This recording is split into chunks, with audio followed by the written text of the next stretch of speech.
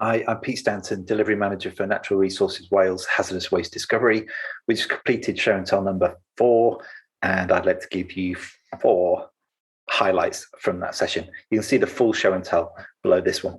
So, first highlight from show and tell was us talking about who we've been speaking to in the user research sessions. So we're certainly on target in discovery.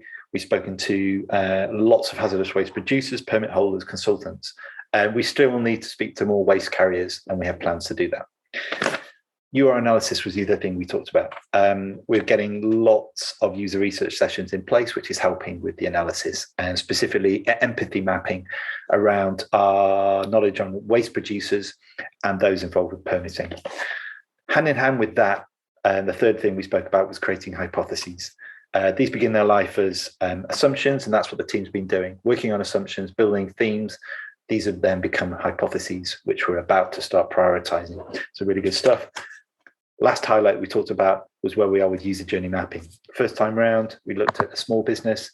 This time round, we've given an overview of what we've learned from a mid-sized business, specifically some of the core assumptions that we're able to add to, but most importantly, where our knowledge gaps are.